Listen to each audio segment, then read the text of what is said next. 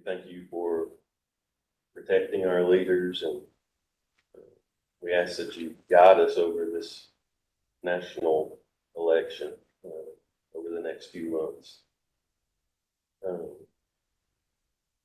For our meeting tonight, we just pray that you give us a heart to serve the people who elected us, and that we always stand on truth during these meetings. And we certainly want to let you know that we miss Susie still. It helps us realize that we're all individuals and not just in a position. We all have our struggles, and whether it's health or whatever. But we certainly ask that you grant us wisdom while we're in this position. All these things we ask in your name. Amen. Amen. Yes. Let's honor America. I pledge Pledge allegiance to the flag of the United States of America and to the republic for which it stands, one nation, under God, indivisible, with liberty and justice for all.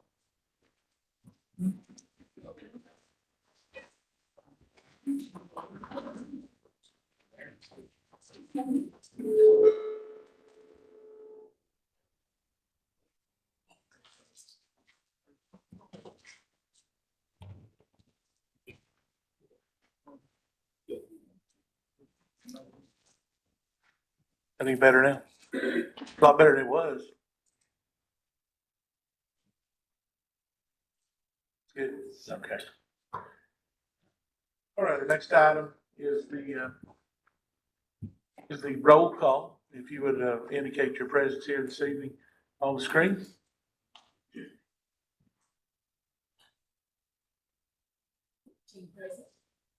14 present. No absence.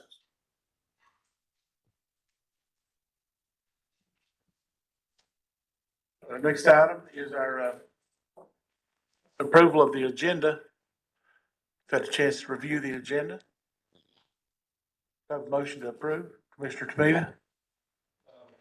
Mayor, can we, we're having a property resolution 24/7/3, 24/7/4. So three discussion has a lot to do with the four.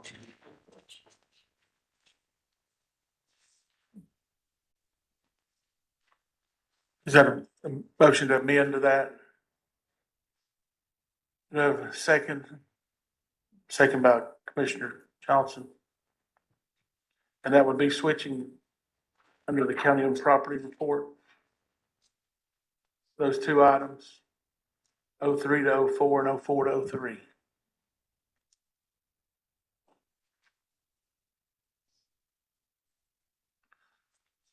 Any further changes to the agenda? Have a motion and second to approve the agenda with those amendments. Commissioner Davenport? No, we had a motion and second with those changes. Is there any further changes? Seeing none, all in favor of approving the agenda with the amendments signify by saying aye. All opposed? The agenda is approved. All right, we'll move right on into public comments. We do have several people to speak this evening. Have 7. They're here for public comment this evening. We also have immediately following public comments, we have public hearing. So our first speaker this evening, I better cover the directive here. Each individual shall be given 3 minutes to address the board regarding the agenda items. Comments shall be limited to the items on the meeting's agenda. So when you come up, if you'll give your name and address to the clerk, and after you do that, you'll be given 3 minutes to address the commission. All right, our first speaker is Tom Kinzer. Tom, if you'll come forward to the podium. One of the things at the podium, if you'll be sure and speak into the microphone, I always get several comments about people not speaking into it, so I'd appreciate it if you would. Good evening. I'm Tom Kinser. I am a doctor of medicine. I'm the associate dean at Quillen College of Medicine. My home address is 109 Ridgeview Meadows Drive, Gray, 37615. I'm here speaking on behalf of Unity Housing from the medical aspect. I've been asked to let you know as a commission that ETSU Health Physicians is in collaboration to provide medical care to the patients that are admitted to the medical respite, regardless of where their medical respite may be located. My history, besides being a family physician and the associate dean, I've practiced for numerous years in hospital settings and also have been the director of a long-term care facility and a short-term rehab, which would be very similar to what is being proposed for the medical respite. So I can stand in front of the committee and let you know that those patients who would be admitted to the medical respite would receive care from ETSU Health Physicians that would be on par with any short-term rehabilitation facility.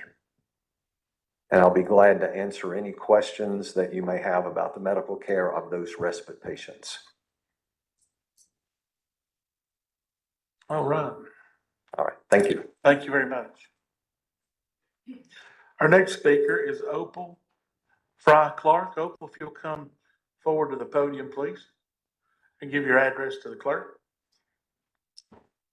My address is 305 West Locust Street, Johnson City, Tennessee.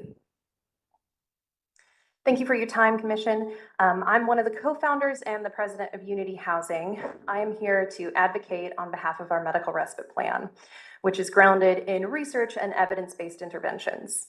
This plan addresses a crucial gap at our community's social services by providing care for individuals with medical needs post-hospitalization who are actively experiencing homelessness. This is distinct from mental health, and addiction services. I'm prepared to discuss the research in detail and provide any answers in an appropriate setting, but I know that the subcommittee has already heard my proposal ad nauseum. Today, my request is straightforward: to allow the democratic process to proceed. Since the inception of this RFP process, the Washington County Commission has committed to a level of engagement that with its constituents that is very, very rare in politics. You have set a precedent by listening to your community, hearing from neighbors, and adhering to a guided process that you all had established through a subcommittee. I fully recognize that this journey has been far from simple and admittedly very frustrating at times. But I understand the mounting frustration and the temptation to auction off the property in its entirety, as it was mentioned in the previous subcommittee meeting. Abandoning this plan, the subcommittee plan, would not only undermine the communities poised to benefit from it, but would also discredit the work that you originally set out to do, a wholly unique opportunity for us. The County Commission has an opportunity to foster a productive and meaningful democratic relationship with its communities. Auctioning off the full acreage opens up the neighbors to more potential risks than my own plan, which has risk management in place. We risk the loss of a tremendous amount of green space. Developers or whomever could put in and advocate for another, McMansion, which helps no one in the realm of a housing crisis, or backfill, excavate, and fully develop an area that deserves to be preserved. So today, I'm not asking for you to vote for Unity Housing's proposal. I'm asking you to honor the process that you committed to from the beginning. And by doing so, I believe that you can make a profound impact on our community and demonstrate true leadership. And that means by standing by your principles and delivering on your promises of the process. Thank you. All right, our next speaker is Audrey Stanley. Audrey, if you'll come forward to the podium, please.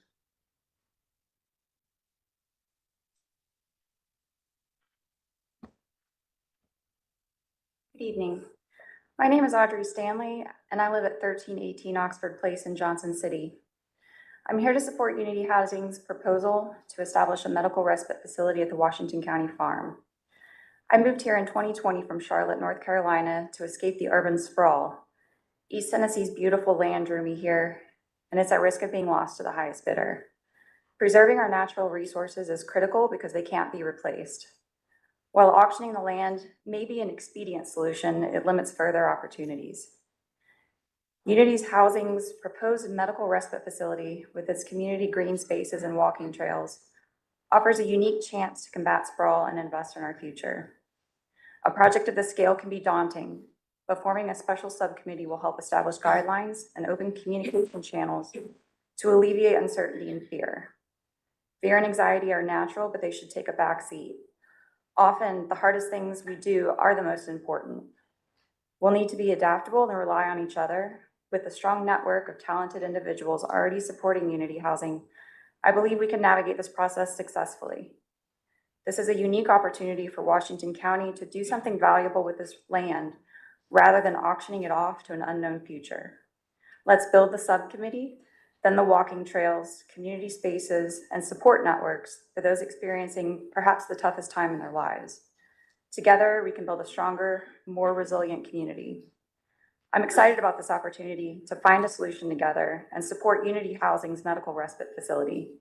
Thank you for your time and consideration. Thank you. Right, our next speaker is Tammy Cloyd. Tammy, if you'll come forward to the podium, please.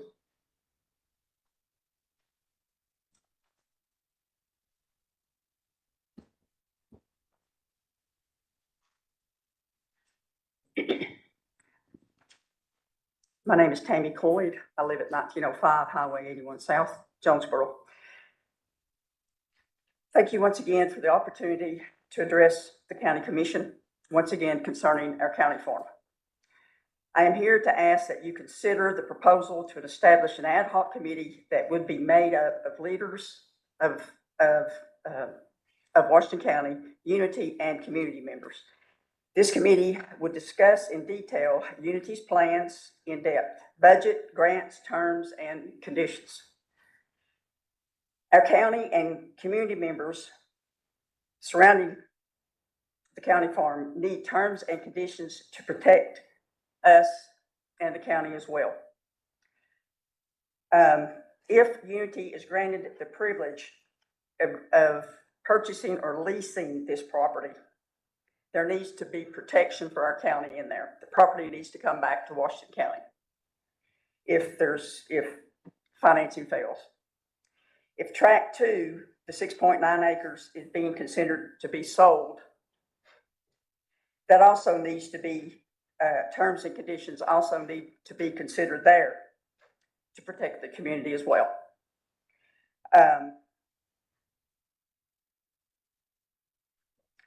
We have heard in the committee meeting that I was in with the 4 commissioners that some of them was getting aggravated about the time that has been spent. As a citizen of Washington County, our county commission should take into consideration, it doesn't matter how much time it takes. Time is more valuable than money. The key is not spending time, but investing time. We need to invest our time to see how this piece of property can be used for our county, or if it needs to be sold. We need more time to investigate this with this committee that was recommended. Thank you very much for your time. Thank you, Tammy. Our next speaker is Stephen Fry. Stephen, if you'll come forward to the podium, please.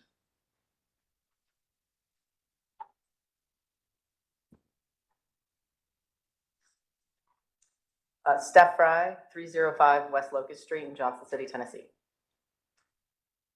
Hello, I am here actually to speak on behalf of 2 Washington County residents, Mr. Aaron Scott and Mr. Abraham McIntyre, who are unfortunately unable to be here this evening. First, a statement from Aaron Scott, business manager, the Salvation Army, Johnson City, Tennessee, resident at 821 Wedgwood Road. I've worked for the Salvation Army for the last 2.5 years, and I've enjoyed getting to know and work with Opal and other community leaders involved with Unity Housing.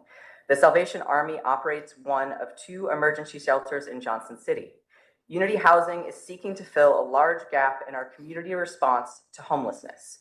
One of the biggest challenges we face is a lack of temporary housing for individuals being discharged from the hospital. These individuals are not eligible to come into the Salvation Army shelter because we don't have trained medical staff to assist them. I'm hopeful that Washington County will see the merits of the medical respite facility proposal brought by Unity Housing and will support the use of the county farm property for this purpose. Myself and my colleagues at the Salvation Army look forward to being a collaborative partner with Washington County, Unity Housing, our local healthcare partners, the City of Johnson City, and other nonprofit partners to ensure that together we're caring well for our most vulnerable neighbors. And second, from Mr. McIntyre, dear Commissioners, my name is Abraham McIntyre, and I live at 626 West Maple Street, Johnson City, Tennessee. United Way of East Tennessee Highlands is wholeheartedly in support of Unity Housing's proposal to establish a medical respite facility in Washington County. I go to Muncie Memorial United Methodist Church with a man named John, who has been living on the streets. John has diabetes and has had serious infections in his foot. Without a stable place to live, he couldn't properly care for his condition, and he ended up in the emergency room multiple times. Each time he was treated and then sent back out onto the streets, where his condition quickly worsened again. This cycle of suffering and emergency care could have been prevented with a medical respite space of healing like the one Unity Housing proposes. As each of you are painfully aware, Washington County is struggling to provide adequate support for individuals experiencing homelessness, especially those dealing with serious medical conditions. These people are our neighbors, our community members, our church members, and they deserve better. Right now, there's a huge gap in services, and it's leaving folks without the resources and stability they need to be active and contributing citizens in our community. A medical respite facility will offer essential medical services and a stable housing path for its temporary residents. To be clear, this is not just a temporary fix, it's a fact-based, time-tested, long-term solution that addresses the root causes of homelessness. And let's not forget, it also improves public health outcomes and will save taxpayer dollars by reducing the strain on our emergency services. By supporting this initiative, you are making a wise investment in our community's future. I urge you all to support the establishment of the Unity Housing Medical Respite Facility. Please allocate the necessary resources and approve the Washington County Farm, whatever portion makes the most sense for all involved, for Unity Housing's use. This is our chance to make a real, tangible difference in the lives of those who need it most. Thank you for your time and consideration. Together, we can build a healthier, more compassionate Washington County. Let's make this happen together. Thank you. Thank you. Our next speaker is Laura Huff Thalman. It was a pretty tough one, Laura. What did you say it was? So my name is Laura Huff Heilman, and I live at 452 Emma Grace Drive in Jonesboro. And I thought I would come and just support my colleagues and fellow advocates, and was persuaded to speak. So I have no prepared statement, but I would like you to know that I step out on my driveway on Emma Grace Drive, and I see the county farm from the top of that hill. And my neighbors and I have been in conversation about this for months now, with first of all, quite a lot of concern over what might happen should Unity step in and create a dwelling. And I believe there have been several versions of that. And our initial advocacy movement was around a park and walking trails. But I want you to know that just as my view of the county farm from my little perch on top of that hill changes with the seasons, so has the neighborhood's feelings. And while I cannot speak for everyone, I just would like to report that amongst the neighbors that I talk to who live inside of that, whose yards back up to that property, I believe there has been a change of heart and mind as we find ourselves supporting this initiative by Unity, because we believe that what's going on is actually in the best interest of the community, of our neighborhood, of service to our fellow humans, and it would be in the best interest to preserve this beautiful piece of land from developers who, as many of these advocates have spoken, may not care at all about what actually comes to pass there in our beloved neighborhood. So this is just to say, I reiterate the articulate statements by my fellow advocates, and like to say the neighborhood, I believe, has changed and is supporting this initiative too. So thank you.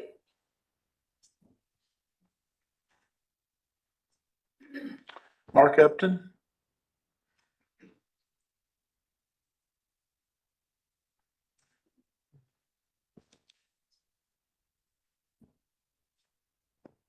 Good afternoon. My name is Mark Upton. I live at 2200 Lauderdale Drive in Johnson City, Tennessee, 37601. I'm here this evening to talk about the county farm. I'm not here to speak specifically about the Unity and the healthcare situation that's going on. I am a professional trail builder by trade, so I plan, design, and build trails, natural service trails. I'm also federally contracted with Tennessee Valley Authority up here in Northeast Tennessee. So specifically, I just wanted to comment about the property and the benefits of the green space. And I would like to just suggest this evening that wherever the commission is along in this process, that they strongly consider using this property for green space, for the benefit of the community. I have seen personally over the past 5-6 years across a lot of the communities and counties that I've worked in Tennessee, North Carolina, and Alabama, the power of trails, the power of a green space. And these are things that I think when you survey and poll your community, these are things that I think a lot of people want and covet. And it's certainly a reason why a lot of people are in fact here. And again, knowing that the county doesn't have Parks and Rec, I would just say something somewhere around like a passive type of green space may be a really, really good use for this property. That said, I also want to just comment that you may be aware that the state of Tennessee recently created an office of outdoor recreation. And so this is something that the state is also recognizing the importance of green space. One of their top initiatives is to increase access to green space at the state park level. And there also may be funds in the form of grants and as well as just for both construction planning. So I just want to bring these things to the attention of the commission this evening as you're making your considerations on this property. Thank you so much. Thank you. That will conclude our public comment for this evening. We will go home right ahead and open the floor up for our public hearing on rezoning. We did have 2 resolutions amending our stormwater management and water quality stormwater management on the agenda this evening. That was resolution 120806 and 120808. Take the first one first. Is there anyone here to speak in favor of the amendment to the stormwater management?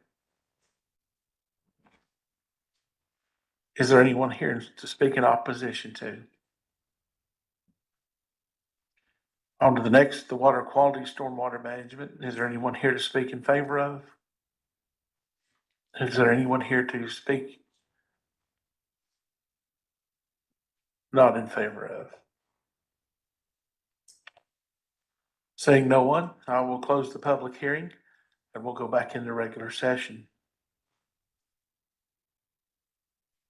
Ms. Charles, if you'll come forward and answer any questions on these amendments that the commissioners might have.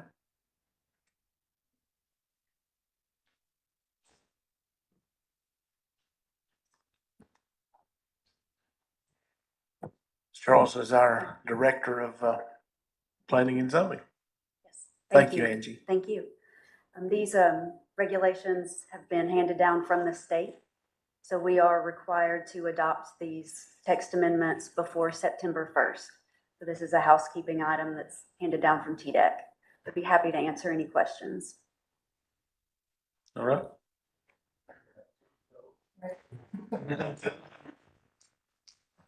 Yes, Commissioner Malone. Well, I had somewhat appropriate questions. Basically, and I know sometimes it's hard to generalize, but on the whole, would you say that these regulations are more restrictive, less restrictive, or about the same? They're about the same. They're updating some wording and some terminology. Yes, sir. Thank you. You're welcome.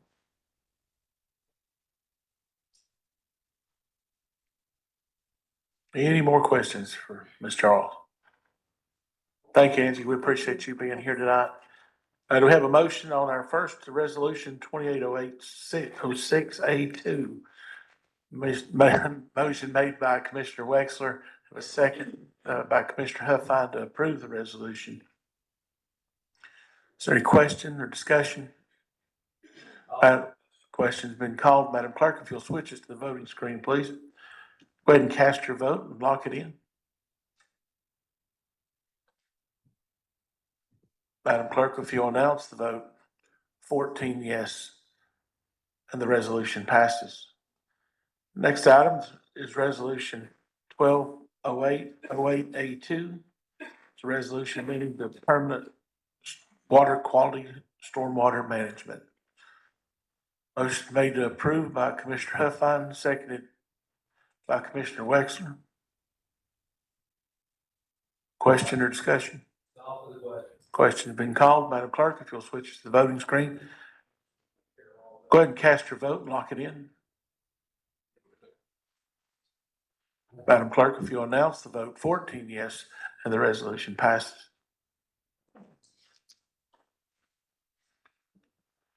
You also see the Washington County Board of Zoning Appeals minutes in your packet on page 50. We'll move right on to special recognition and proclamations by Mayor Grandy. Mayor?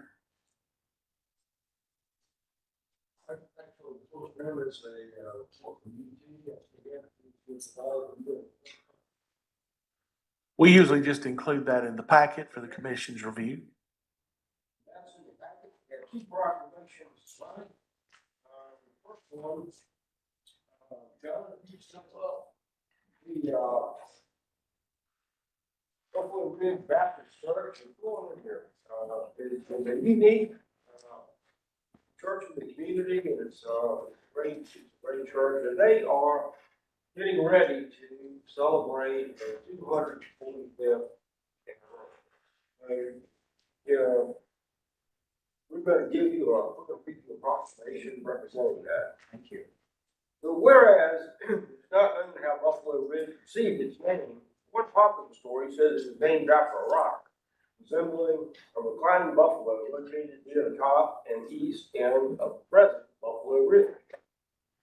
And whereas Baptist history records that Buffalo Ridge Church, established in Washington County in 1779, was the first permanent church of the Baptist faith in Tennessee. It's located on Boone's Creek, 8 miles north of Jonesboro and 8 miles northwest of what would become Johnson City. And whereas, according to the history of Washington County, Tennessee, the first pastor of the congregation in Tennessee, Hyman Swain, was a native of Maryland and neighbor of William B., one of our own.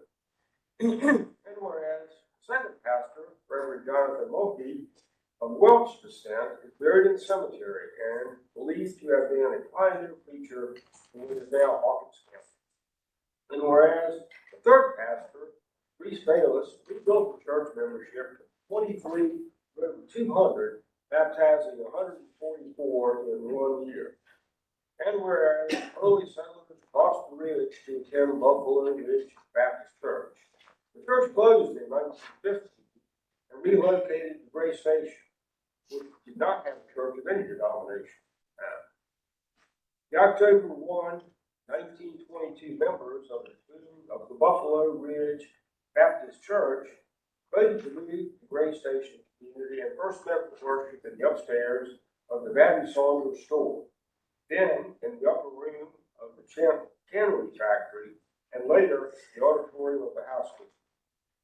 And whereas W. Weems donated the land for the new Buffalo Ridge Memorial Church building erected in 1927 and also the land for the cemetery. So now, therefore, be it proclaimed by the Board of County Commissioners, Washington County, Tennessee, that we do hereby recognize August 18, 2024, as the Buffalo Ridge Baptist Church's 245th anniversary in Washington County, honoring its steadfast contribution to the community, Washington County, and the state of Tennessee. And the governor came to visit you not too long ago. Yes, sir. Mr. Chairman, I'll the proclamation to the commission. All right. We have a motion to approve the proclamation. Motion made by Commissioner Davenport, second by Commissioner Jones. Question or discussion? Seeing none, All in favor of the proclamation signify by saying aye. All opposed, like sign. The proclamation passes. Thank you. Congratulations, John. Like to say a word? Oh, absolutely. We gotta have him say a few words. Well, as he mentioned, I'm John Herdman. I happen to be the pastor. People ask me if I'm the founding pastor. Of course, you understand how that's not possible, but I'm very privileged to get to pastor the church. And we take great pride in the Tennessee Historic Commission sign that's out by our church. And there's another one out by the highway that recognizes us as the first permanent church. And it's a blessing to think about all the changes that have happened since 1779. Of course, we went through the Civil War. We've gone through many changes that didn't include all of our nation at that time, but it's just included great troubles and trials here. But the church has continued to stay and has proclaimed the message of Jesus Christ. And you know I'm a preacher, so I'm going to tell you that we're still preaching the same way, that Jesus Christ is the answer to our problems in this region, but also in each and every one of our individual lives. So I just want to say thank you so much. And of course, we support you. Our church prays through your names. And so we rotate through and pray through all of our leadership, and you all are on that as well. We pray for wisdom and direction because we believe what we're doing is very, very important. So thank you so much. We appreciate it greatly. Thank you so much, John.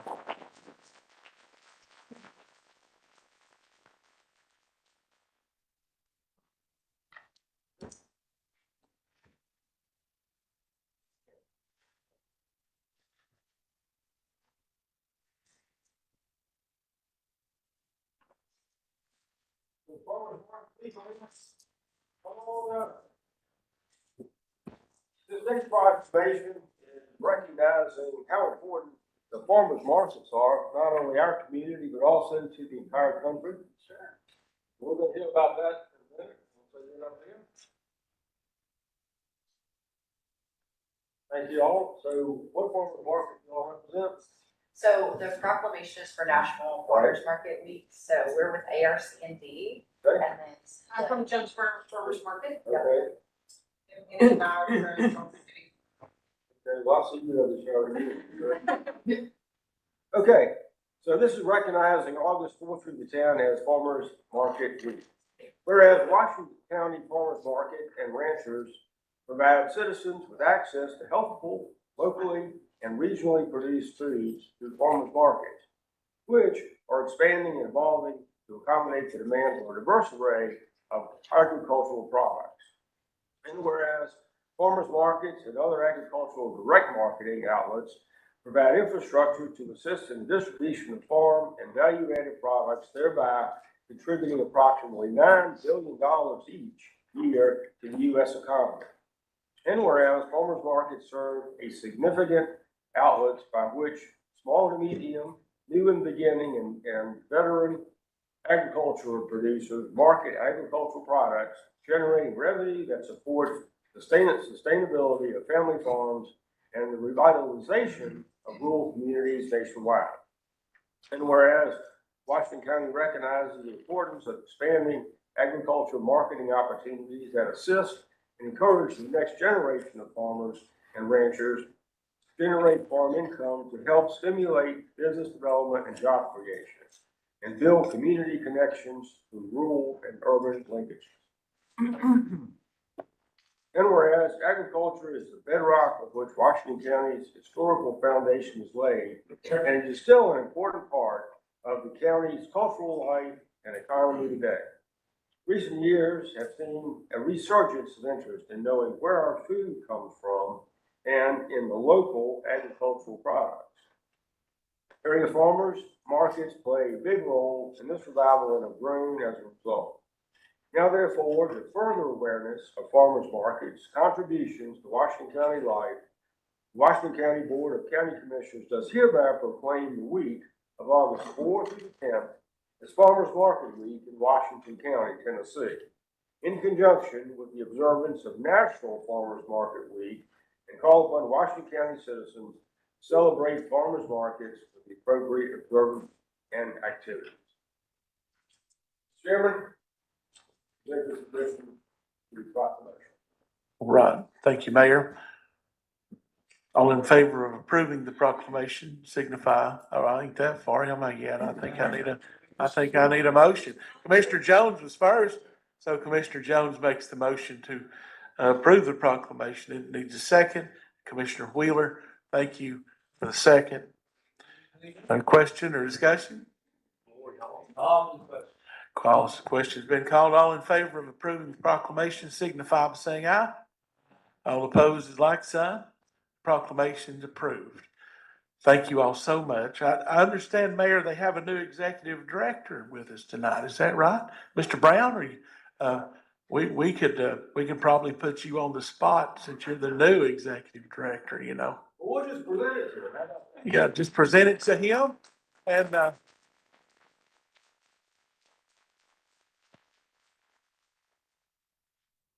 Mr. Brown, if there's anything you'd like to say, you're more than welcome to say and, Well, I would just say that, August 6th through 10th, Farmers Market Week, go out and visit these farmers markets and others, and, continue to help support the rural economy and agriculture from which we all depend. all right. Yeah, Yes, please. We just wanted to say on behalf of ARC&D, thank you so much to the commission for all of your support, especially in regards to the meat processing facility. We're just grateful to have you all in partnership with what we do and the 4 area farmers markets in Washington County. So thank you again.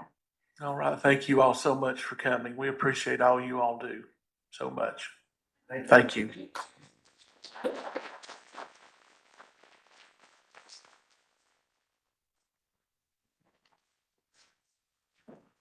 All right, something not nearly as exciting, the Board of County Commissioners minutes, you'll see in your packet, page 55 and 58. It's not nearly as many as we had last month, but I do need a motion and a second to approve those or any corrections. Motion to approve by Commissioner Wexler, seconded by Commissioner Huffine to approve both sets of those minutes. We have any questions? Seeing no questions, all in favor of that motion signify by saying aye. All opposed, like sign. And both sets of those minutes are accepted into the record.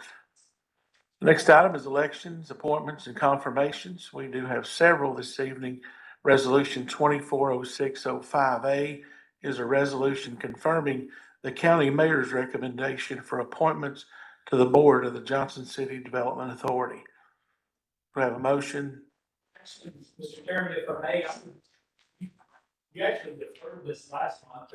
Yes. And I think I understand now why, but I think there's merit to perhaps deferring it again. So I'll make a motion that we defer this particular resolution. Motion to defer by Commissioner Malone. Second by Commissioner Wheeler to defer. Is there any questions, discussion? Seeing none. All in favor of deferring the motion signify by saying aye. All opposed? The ayes have it and the motion is deferred. And the resolution is deferred until next month. Next item is resolution 240701 is a resolution confirming the county mayor's appointment to the Washington County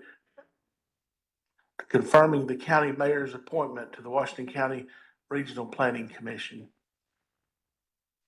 Motion by Commissioner Davenport to approve. Do we have a second? Second by Commissioner Huffine.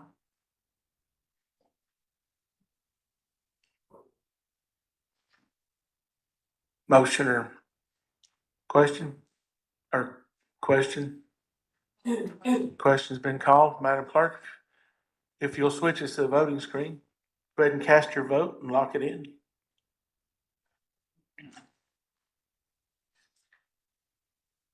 Madam Clerk, if you'll announce the vote, 14 yes, and the resolution passes.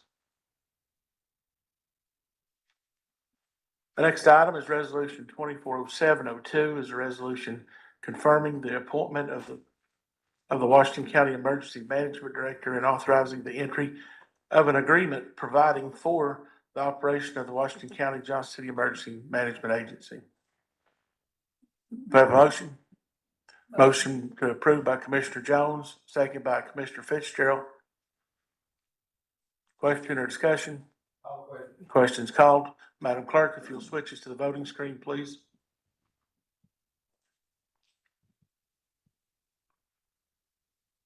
Madam Clerk, if you announce the vote, 14 yes, and the resolution passes. That will conclude that. We will also see in your packet this evening the year-end reports for your review from the circuit court, clerk and master, the county clerk, the register of deeds, sheriff, and the trustee. If there's any questions, please contact those officials. We do not need to accept those reports, but they are for your review. Move right on to the county mayor's report. Mayor Grandy.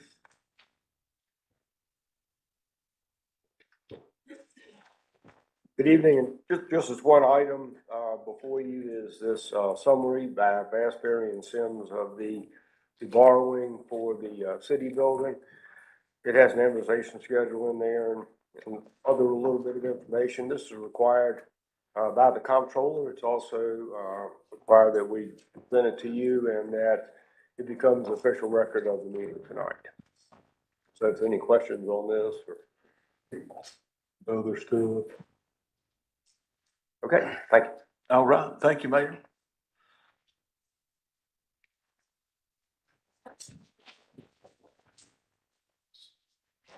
As Ms. Wilkinson is making her way down to the podium for the county attorney's report, she has several things to cover with us this evening.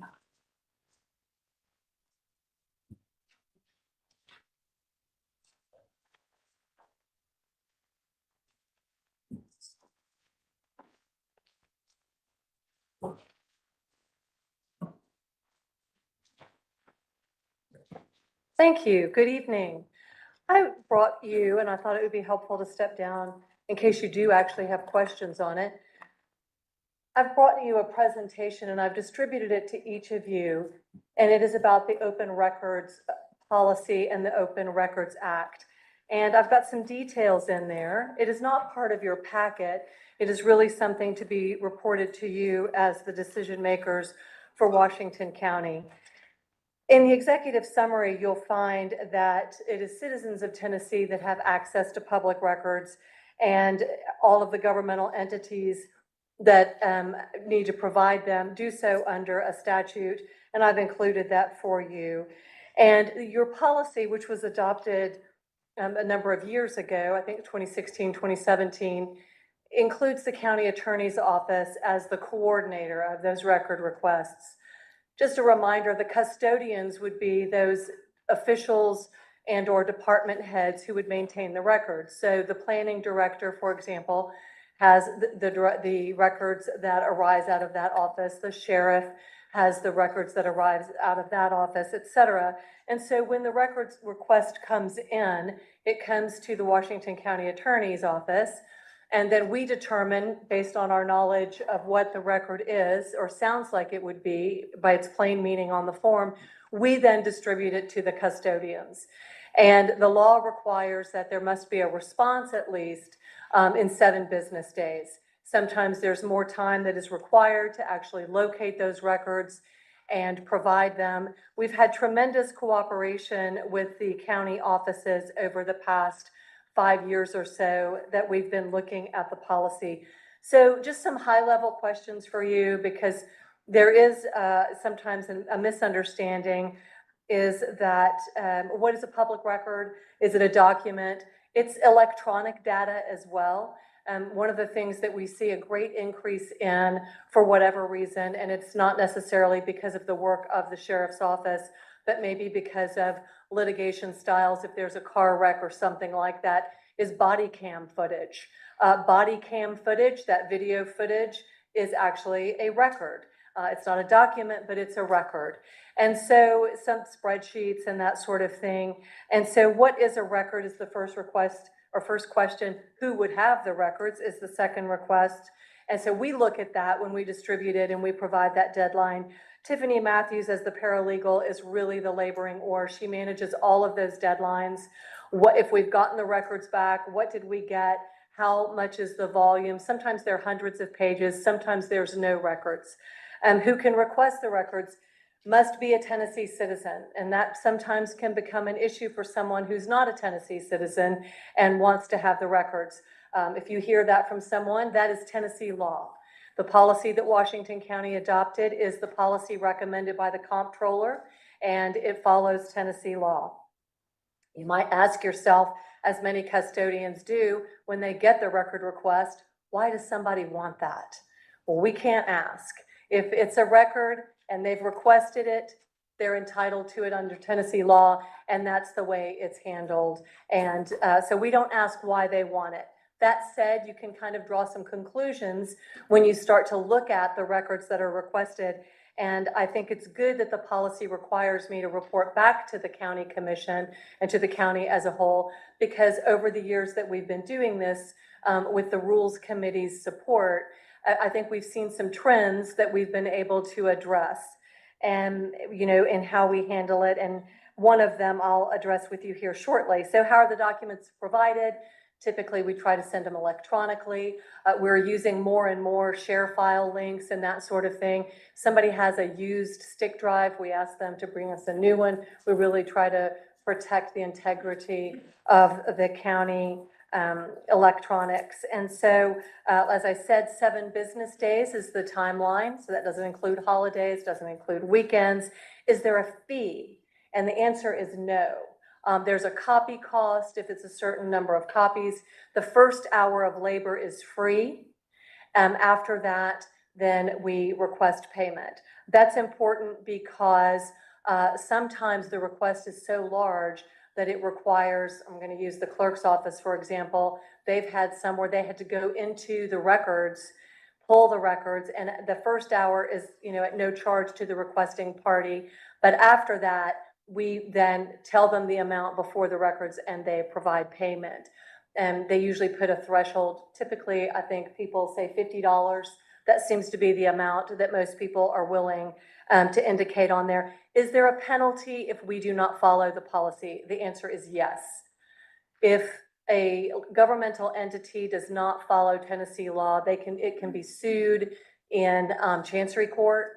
And that's a serious matter. There are cases in Tennessee where this has occurred. Recently in metropolitan Nashville, it's been a very hot issue.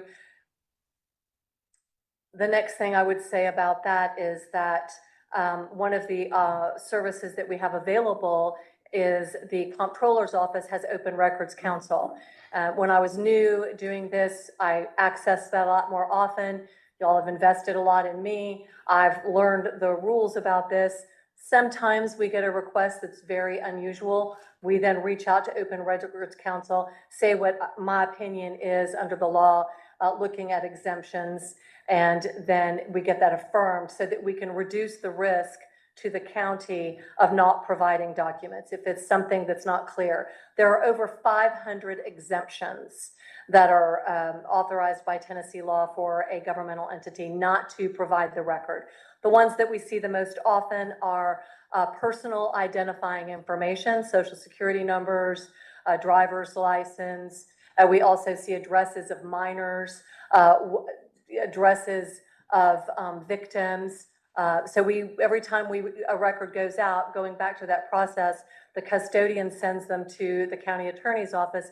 We then review every single page to ensure that we have considered whether or not all of the information is actually subject to being distributed publicly. So a lot of times it seems like it's very sensitive information, but it's not actually protected by law, and out it goes. That would be something like, you know, in private business, people don't typically distribute pay. That's something that comes around in a request from time to time. Because it's the government, people might request that, and that information is provided. A W-9, for example, might be requested. It's provided, but we redact the social security numbers.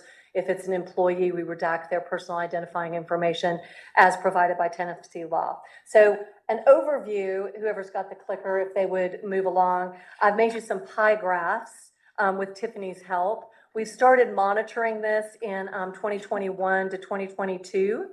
And I reported back to you basically a baseline total, which was 136 records a year. Well, by the next year, by September 30th, 2023, that number had gone up to 151.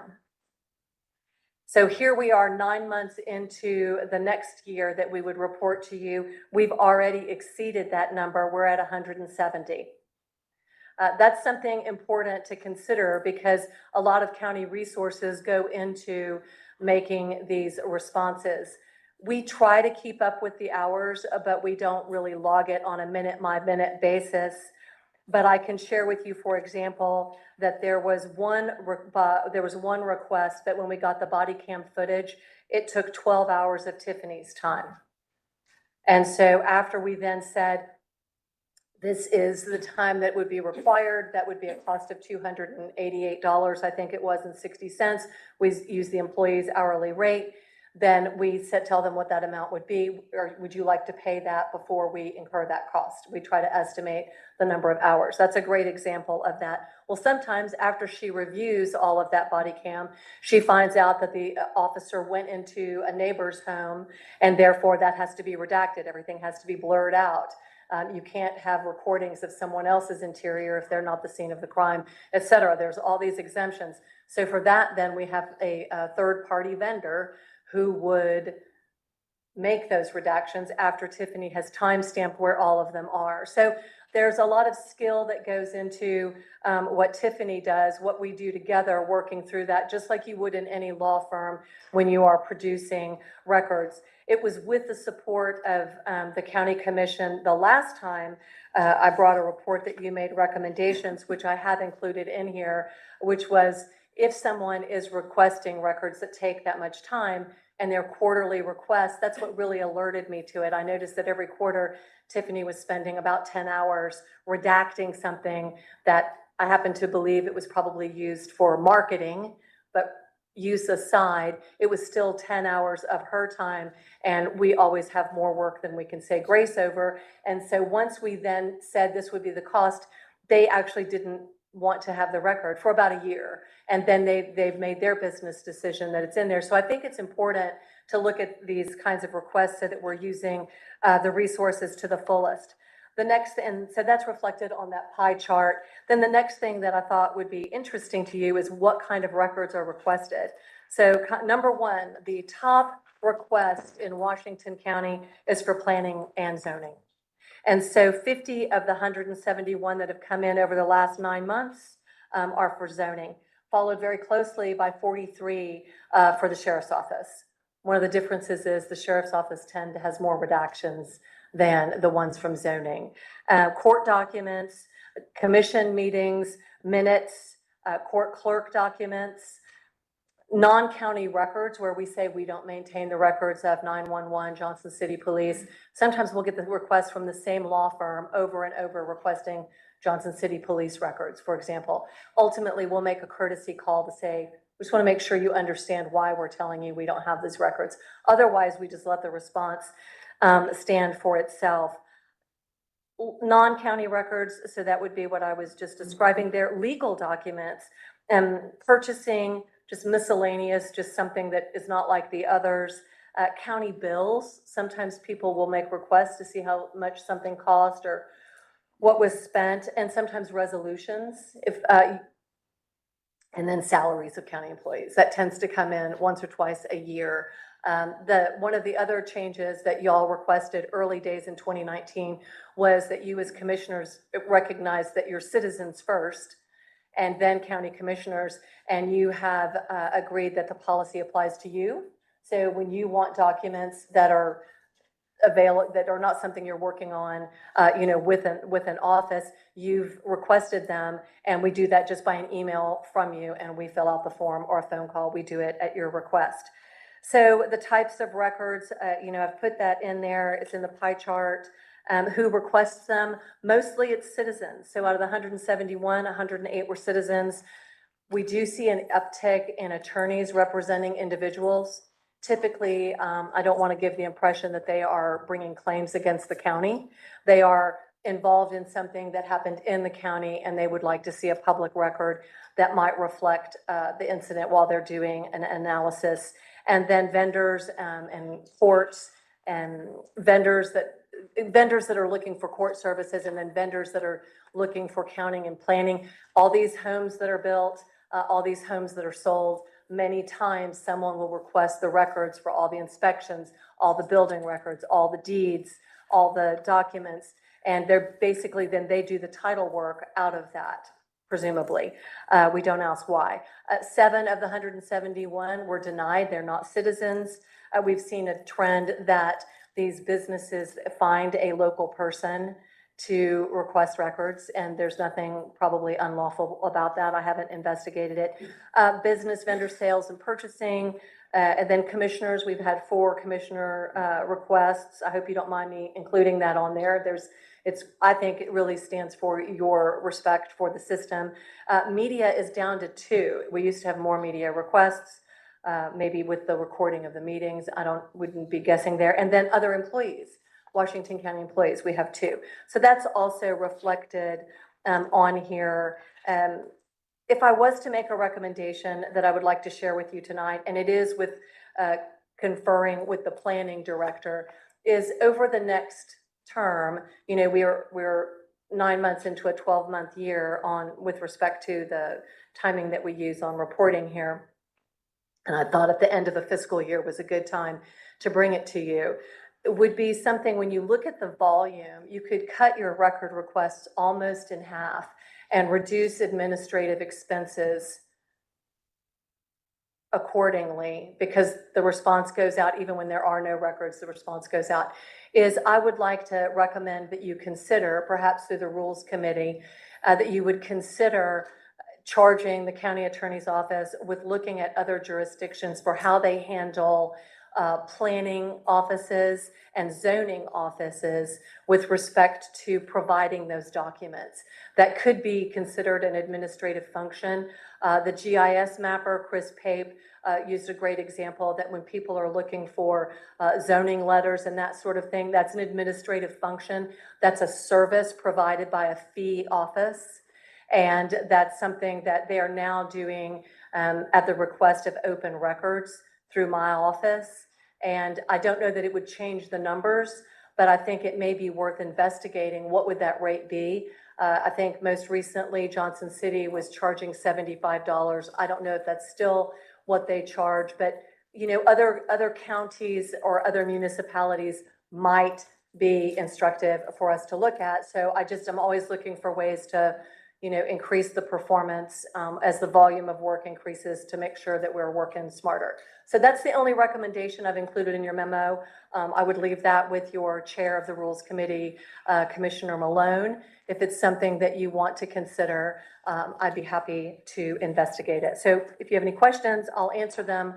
I can't imagine it's super interesting or fascinating, but it does kind of make you understand a process and how many offices work within Washington County and how well they do actually work together to make sure that the citizen requests are honored. So do you have any questions? Or Commissioner Wheeler, as a lawyer who probably does this for the town, is there anything you would add or suggest for your colleagues? Putting you on the spot. That recommendation is a really good idea to look at. Okay. Yes, sir. Questions, but I'll ask them all at once because they're brief and you can handle it. You said you didn't track time, at least not down to the minute. If you had to estimate the 170, how many man hours does that represent? I'm curious, of the 170, roughly what percentage were charged a fee? Mm-hmm.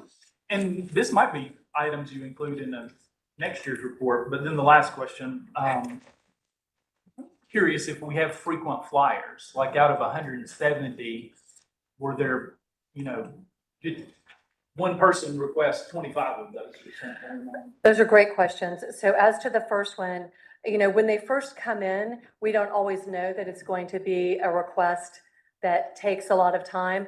I do start the clock though, once I see what the request is and I see it coming back. In preparing this report, that's something that I talked to Tiffany Matthews about. A lot of that is knowable because we know the ones that were the most time consuming. We know, for example, the one that I shared with you, that there were a number of hours that were logged on reviewing all of the video, and then one party requested it, and then another party to a lawsuit in Washington County also requested it.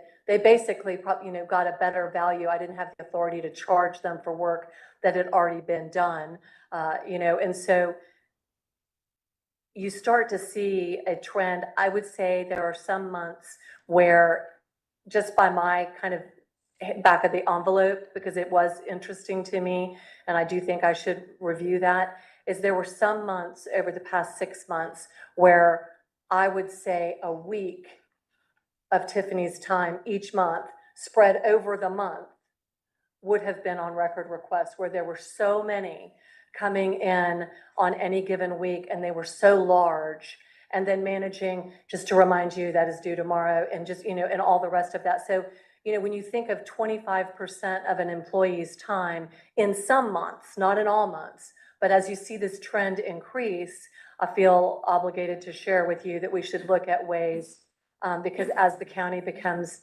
more and more populated, I think we talked about, as the culture of the county changes, we see increases in, planning and zoning, because people are following these rules and there's more permits and more applications.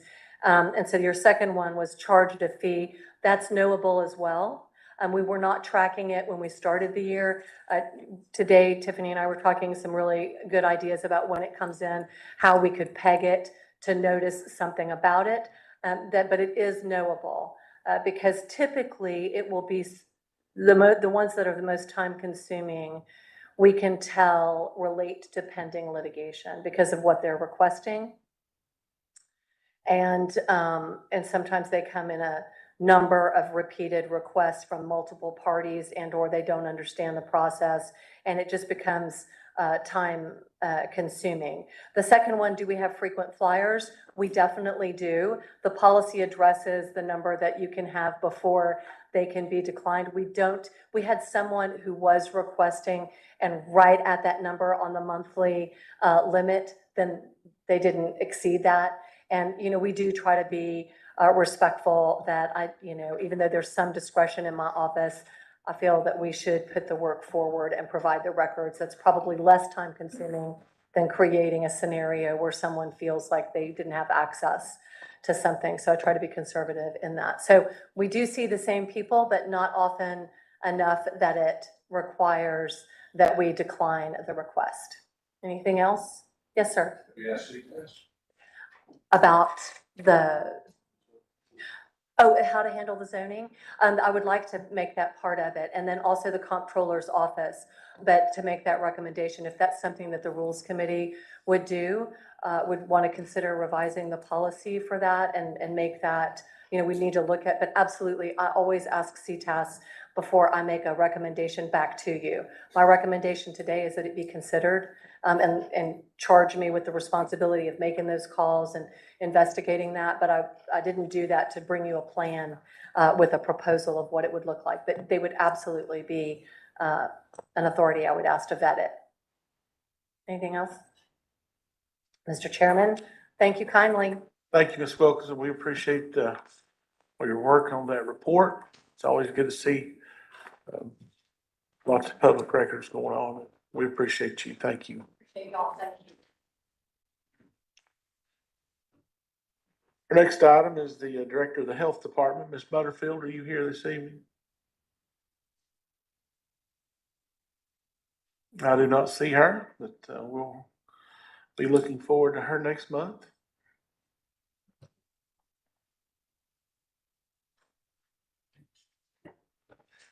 Director of Schools report, Director Boyd. Happy to make a report unless there are any questions. All right. Director Boyd has no report. Is there any questions for Director Boyd? All right, seeing that, move right on in to the Administrator of Elections reports. I don't think I see Mrs. Jones here either. I guess she's having an election. I will stop and say Evan Clyburn is here with us this evening, our new EMA director that we just appointed. Evan, do you want to come up and say a few words before we turn the page?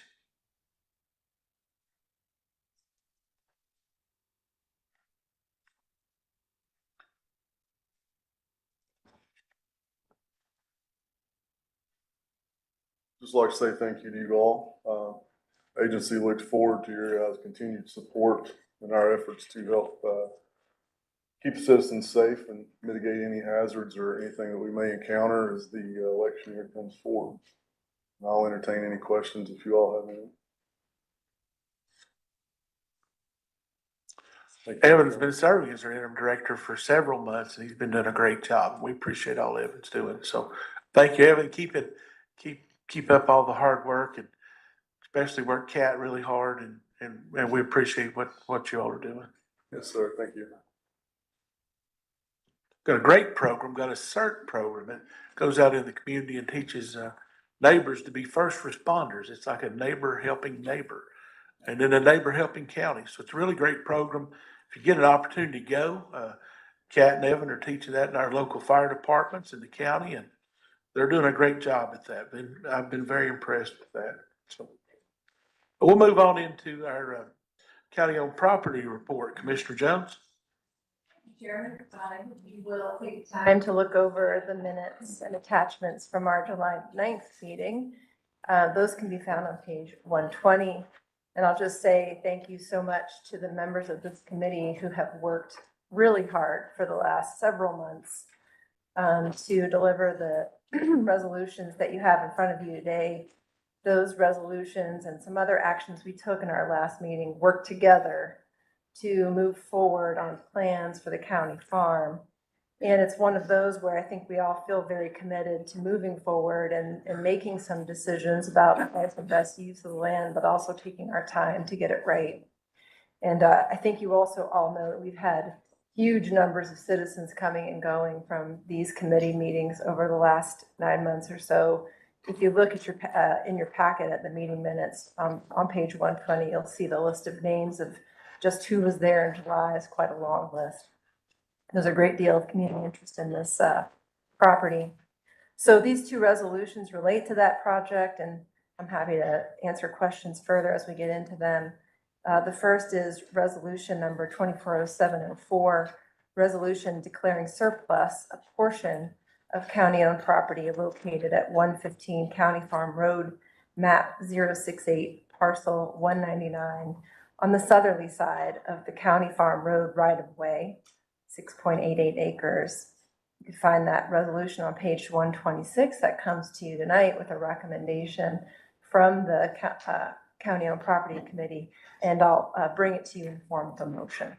Motion made to approve the resolution by Commissioner Jones, seconded by Commissioner Tucker. Was you the second? Oh, Commissioner Malone? Second the motion. All right. Commissioner Tucker, I'll recognize you. We went back and forth this for several months, years, and I like to amend this and just put it all together, both sides of the farm, and go ahead and put it up for surplus to auction. All right, there's Commissioner Tucker makes the motion to combine it all together and place it all for auction. Do we have a second to the amendment? Second by Commissioner Tomita. I'll open up the floor now for discussion on the amendment. Commissioner Wheeler? One of the things that is mentioned in the public comment tonight really struck me. And that is we get a lot of folks in here, and I'm sure you all get the same calls and emails I do, when we're looking at rezonings about what can we do to protect rural property. And most of the time we have to answer that. We can't do a lot. We can't make a zoning decision and tell a private property owner what they can and can't do with their property if it meets the zoning. This strikes me as an opportunity where we could make some, we can do something. We can actually put it into a deed, or put it into a sale, what restrictions, what we allow the property to be useful. And I think that's something we ought to at least consider. I think this, the idea of the committee that's in the next resolution be an opportunity to do that. But I think that we ought to think about that because we're asked that repeatedly. And it is one opportunity for us to do something. because it's county property, to say for a reason that we couldn't do that now. I would suggest, especially if we're going to consider the possibility of selling the whole thing, that we consider whether we want to do something. I would mention that for your consideration. All right, I have a few questions over here, so if that's permissible. Commissioner Johnson? What's the answer you think, about that?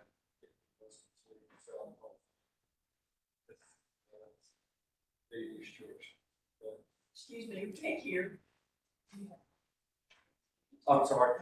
What steps would we take to put restrictions? I guess I assume you're talking about deed restrictions. If we was to sell the whole thing. It could be deed restrictions. Yes, that'd be one thing. And it'd just be the committee deciding to recommend the.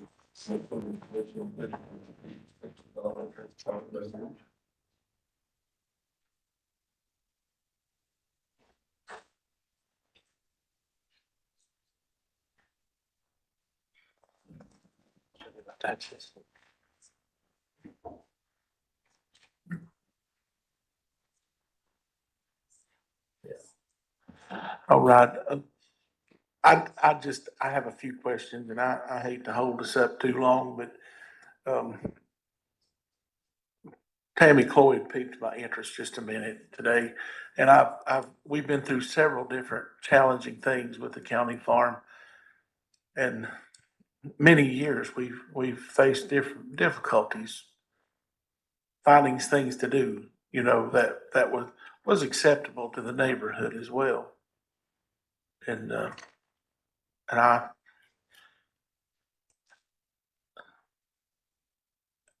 Commissioner Jones, is there a plan with that we talked about all these neighbors and all these people that came in? I mean, I wonder how that's going with the neighbors, because it does matter to me what the neighbors think there. I'll just comment that over the months that we have engaged the community around that land, we've heard over and over again about the desire that it remain natural by and large, which is consistent with what Unity is thinking. And we have seen increasing cooperation. I think the special committee works with the neighbors and with the community members who have been engaged in the project from the beginning. It has neighborhood representation and would allow us to work through this a bit more. I think the challenge at this point is that we've landed on a project that looks like it has some merit, but to get into the brass tacks of what the relationship will be like and how to mitigate risks to the county, risks to the neighbors, it needs to be an offline conversation, not a public meeting with the pressure of trying to manage, but more just a committee that can meet and have a frank discussion. And if we come back with something this is the best thing we could come up with, and that's not acceptable to the neighbors, or that's not acceptable to the county commission, then that's the best we could do. But we can't take it to that level until we have the time to sit down and talk about it. Does that answer your question, Chairman? It does. And my second question is, I've heard so much about this property would have to be rezoned. Is that something that we want to talk about this evening? Or, because I don't know whether the county, I guess, I assume would be the ones that would have to rezone it. That was one of the points of discussion that the special committee would take up. And there's been some preliminary look-see on that topic. So again, that's just, that whole package would come to you from that special committee. So the special committee would be a public meeting that everyone could attend, correct? That, I don't know the answer to that question, but we did not put 2 county commissioners on it, so. Okay. I'm sorry, Commissioner Wheeler, I didn't hear you. I'm sorry, Mr. Chairman, my understanding is that it's a committee appointed by us to advise us that it has to be a public meeting. I just don't know. But it could, of course, be a longer public meeting. It could be a longer meeting to take, not confined to the hour. With all the other items that you have on there. But I think it does have to be. All right. Commissioner Malone? Thank you, Mr. Chairman. First and foremost, I want to say thanks to the commission and especially this committee in that I feel like we're finally getting some traction and some momentum. We have been at this for a little while, but I do think things are beginning to move forward and take some shape. And what I think the committee has kind of come up with is a 3-pronged approach. That 3-pronged approach being the auction and the resolution we're considering out of committee was my motion that we sell the acreage that's on the other side of the road, County Farm Road, the nearly 7 acres. In my mind, that keeps the momentum going and it generates some cash for the county. And then the other 2 prongs of the 3-pronged approach being, one, we formed this ad hoc committee. You know, Ms. Cloyd spoke about it earlier. And I think it's this ad hoc committee that would do the things Commissioner Johnson is talking about in terms of what do we look at in terms of deed restrictions relative to Unity's potential use of the property, but also in terms of a lease or a sale. I think that's the entity that might make recommendations to the committee and then the full commission. And then a portion, the 3rd prong, a portion of the property be retained.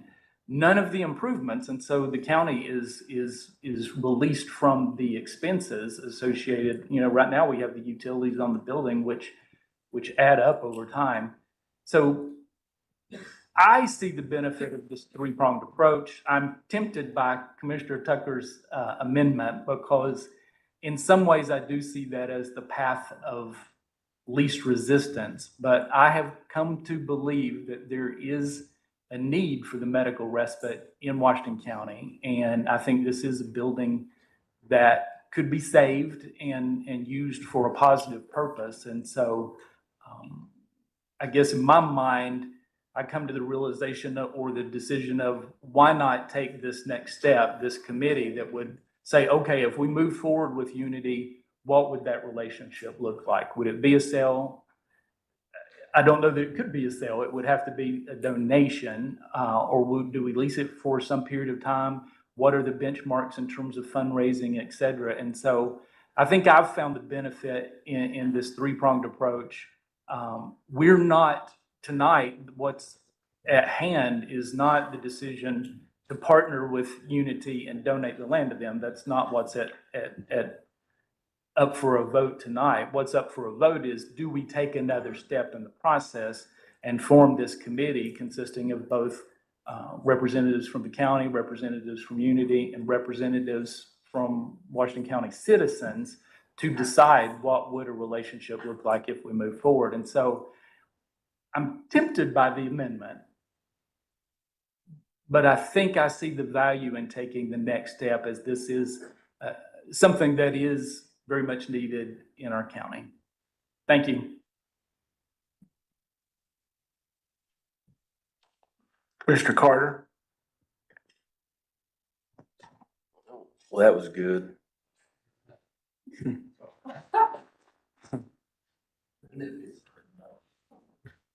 I don't want to go on some rabbit hole, but like when the county, and this is because I'm still kind of green. When the county sells a asset or liquidates an asset, whether it would be a 6-acre or the entire farm, can somebody tell me, is there restrictions on where those funds go? I mean, does it go into the general fund and get lost and get spent on gas, or is the commission able to say the funds from the liquidation of that asset go to a certain purpose. Mayor? Well, Restricted. Sorry about that. So it can be restricted. Yes, sir. Thanks. Mr. Chairman, if I may. yes, Ms. Wilkins. If I could just touch on an issue that was raised by Commissioner Malone, so that while the body is considering these issues, Tennessee law does not provide for Washington County to donate this property to this entity. There are some instances where certain types of use for property that came through a delinquent tax sale, et cetera, can be donated for the construction of low-income housing. I'm not aware of a statute that would allow for the donation. Typically, Washington County has limitations on its ability to even negotiate for a sale.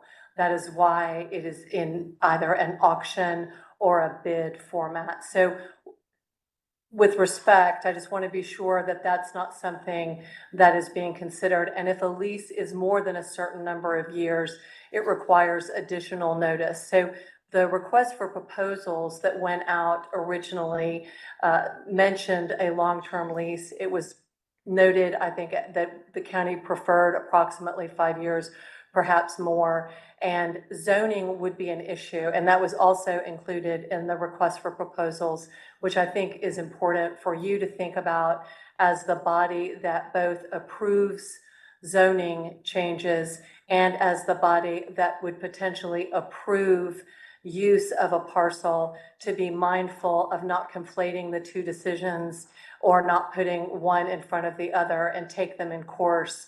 But I think that donating the property is not something that would be allowed, but I'm happy to research it further for you. Thank you.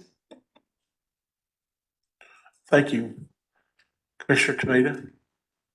Yeah, I don't want to sound like I'm against the mission of unity. I would be for it. There are the right places to do it. There are the wrong places. We can harken back to Bitcoin mining. That in and of itself, not necessarily a bad thing, although they disagree with me. But where it's done is really important. And transportation, we're at the home. Provide transportation. How do they get out of it? How do they get away? How do they get out for the afternoon? I'm sure there's a plan for that, but there are myriad locations that this could go. Number one, that didn't need the degree of rehab that building's gonna need. Last time I walked through it was about a year ago, and it's awful. It's awful. And I'm not a builder.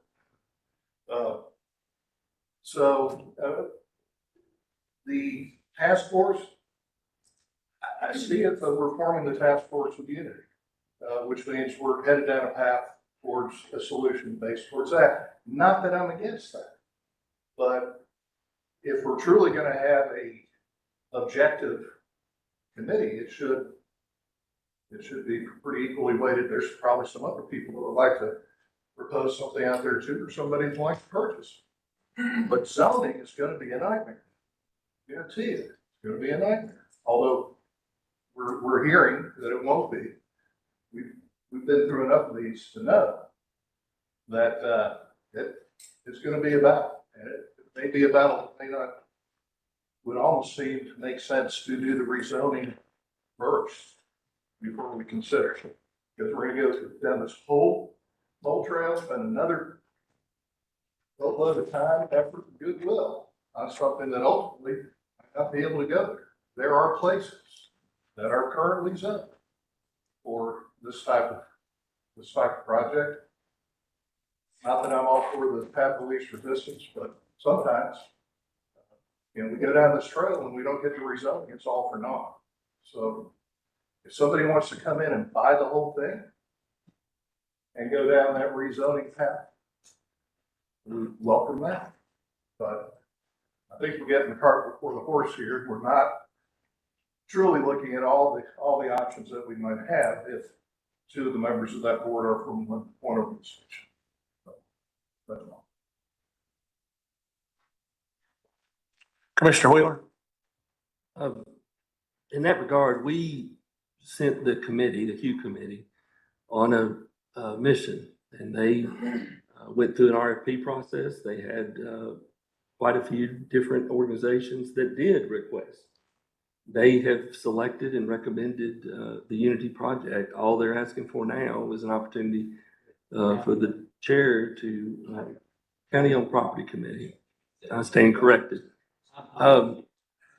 The chair of the committee to invest a little more time to meet with Unity and with the neighbors and with community members to flesh out and of course they need to have the county attorney involved in that too if there are issues that need to be further researched about whether a nonprofit we can contribute to a nonprofit property. But and I think that needs to be completely vetted legally before we decide we can't do it. But we're being asked by the committee's voted to ask us to let the chairman do that. And I don't see how that could hurt. We've held that property for years to hold off on. I think if this fails, we've done our due diligence. We've had the committee look at it. We've let the committee take the time they need to vet that project. If that doesn't work, then I would be in favor of the amendment. But at this point, I think we've asked the committee to do all this work. Now we're sort of cutting them off before they can finish the work. If we do that, I don't think we're on any kind of hurry or deadline to get this sold. But if this fails, then I would be in favor of looking to sell the whole property. But until then, I would support the committee in their decision to vet this project further. Just to clarify, I'm sorry, Commissioner Edens? First question is, with this program with Unity, who would be eligible to be in that program? What would be the criteria to be in that program? Sure. That's a great question, and I think some of Commissioner Tomina's things also just reflect that you all haven't sat through multiple presentations by how our committee has, and so I think I'm not exactly sure what the process should be to make sure you all that you understand. There is a thorough vetting process in the hospital. There's transportation and considered here. That this is a model for taking care of folks that's being done in other cities. That there's already a whole process for it, and that's something there. Just for this time. Maybe, and I can't tell you details on how that people choose, but I can tell you that it's not people that are so sick that they need on-call nursing. But it's people who maybe need wound care, they need a lot of medications, they need physical therapy. And they just aren't in a house that people can. They can't have a home visitor to check out their wound or whatever, if they're not in home, right? So they have a home emergency. We're trying to keep them in a place where they can get that problem. The idea. Other thing, it strikes me that all of those questions, when we have to get thorough information on this, along with this committee does its job. The things I'm hearing you all say, which are, benchmarks for fundraising, deed restrictions, certainly input from our county attorney on looking at legal and everything you need to make a decision about where this goes. Also, and this may fall right into that category, certainly wasn't asking to be divisive in any way, just asking for my, own knowledge. Is there a term of stay that comes along with the program would be something else? And what would that be based on per individual? Would be my next question. Just from having sat through the presentation, right. About say that on average it's 4 to 5 years. Right. And the idea during that time is to find a person permanent house, so we don't get discharged back to the street, we get placed somewhere. My last question, and I'll be quiet. I don't want to string anything out as well. My last question would be, as far as if there is rehabilitation to be done on the building and as far as the utilities upkeep of the ground, who incurs the cost for that? That's all part of what we would negotiate, but from the beginning, the RFP was very clear that the county did not expect to pay for it. So I would expect the negotiation to be all about fundraising amongst community to do the work. Along the way, they have consulted with, Mitch Cox, who has provided, and will continue to provide on this project. I would add this, I know I said I was gonna be quiet, I'm sorry, Mr. Chairman, I apologize. No, you go right ahead, Commissioner Edens. I would add this, you are right. You have sat through many presentations that many of us have not. And having to vote with information in hand, for what it's worth, it might be my recommendation that, especially with some of the concerns that Ms. Wilkinson had brought up, it might be my recommendation that until some more information can be got out there and shared a little bit, that this might be an issue that is deferred. I mean, we've invested this much time in it. If we need to vote tonight, we can vote tonight for sure, but, yeah, just for due diligence, I mean, that might be my recommendation. Commissioner Huffine? Thank you, sir. I still can follow committees there and Commissioner Park. I'd like to know what our plan is to do with this funding. Getting ready to go through the taxes increase and so forth. I think the citizens of the county needs to know how much money we think this is going to be and where we're going to use it. I don't want it to fall into that black hole without some guidelines on that. I think that's our responsibility back to the city. We're selling an asset. You know, if I have a realtor selling a piece of property of mine, I want to know where the money's going to go. It's going to come to me. You know, so I think it's the same thing. We owe that to the citizens. So maybe you best serve to defer this and get a little bit more information on that. So with that, I would move for. Mr. Chairman, is there a motion on the? There is a motion and second on the amendment. Yeah.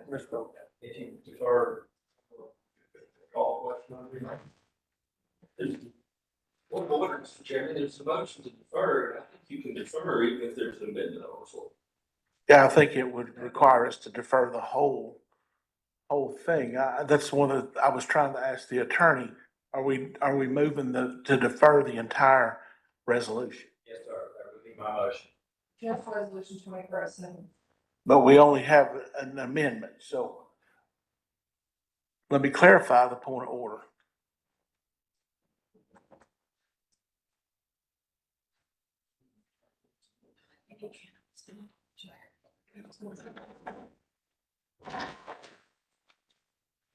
That was really bad.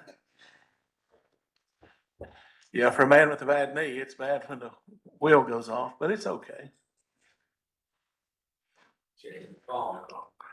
I'm gonna tell the judge that that's Commissioner Wheeler that was up here when I broke his chair.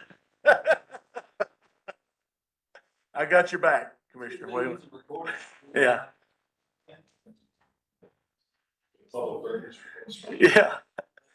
Yeah. By the way, our attorney is reviewing that and,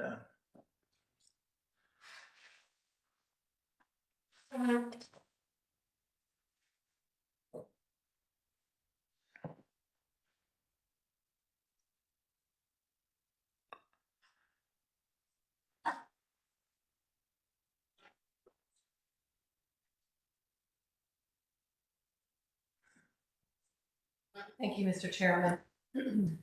I would say that I agree that although the motion to amend is currently pending with a second, the question has not been called, and it could be laid on the table, laid to the side, and the motion to defer would be as to the entire motion on the resolution itself. So you could defer the consideration of the original resolution along with the motion to amend upon a vote. All right. All right, so we have a motion to defer. Do we have a second? Second by Commissioner Edens. Mr. Chairman, if I may, I think I had a request out there to speak prior to the motion to defer.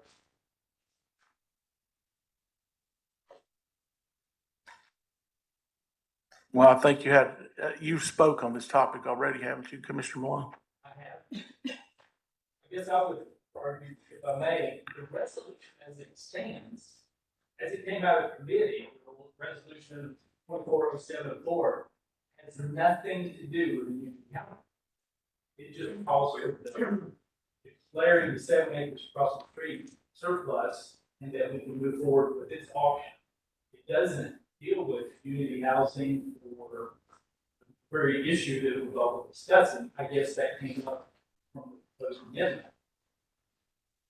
I would argue there's not a reason that I'm aware of. We should not move forward with 240704 and then defer the other resolution.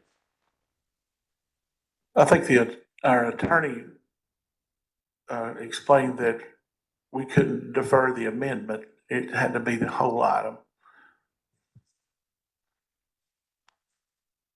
We do have a motion and second to defer.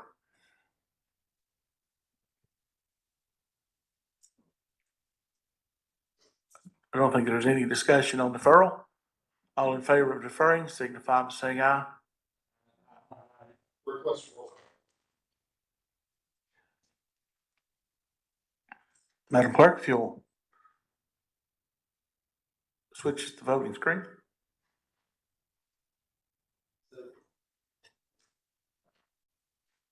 So we are voting on deferral. And we are on the voting screen. Go ahead and cast your vote and lock it in. We are voting on just the deferral. And that's all.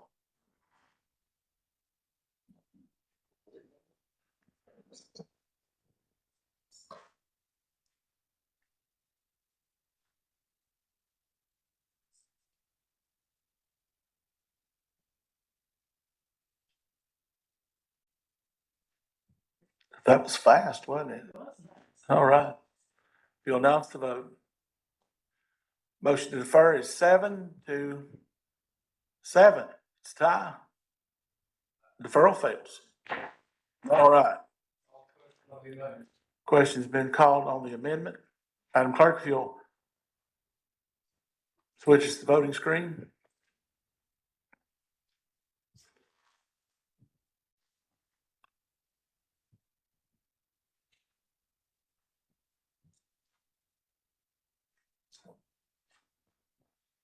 Madam Clerk, if you announce the vote. 8 yes, 6 no, and the amendment passes.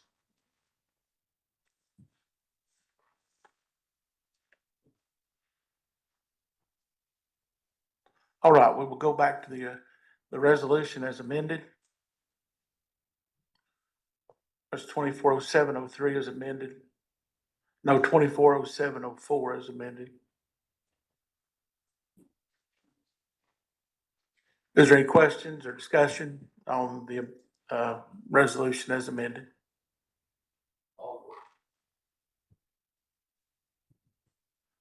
Question's been called. Chairman, or we're supposed to use the system. When the system's been requested made to speed, it's not appropriate for somebody to take the floor and call the question when you're supposed to use the system. All right. So there is objection to the question being called. I appreciate it. Thank you.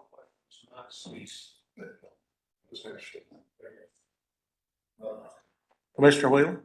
Of course, now we're looking at a motion to sell the entire property, which will end the committee's work. And I would suggest that we consider that we've asked this committee to go through this. They've been through months of vetting these projects, and they've come down to a decision to look at the one they want to take the time to get the details ironed out on how that would work.